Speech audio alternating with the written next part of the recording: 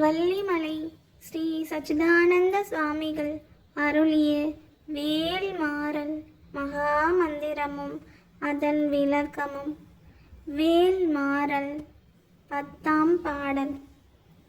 திசைக்கிரியை முதற்கொலிசன் அறுத்து சிறை முளைத்தது என முகட்டினிடை பறக்க அற விசைத்து அதிர ஓடும். விளக்கம்.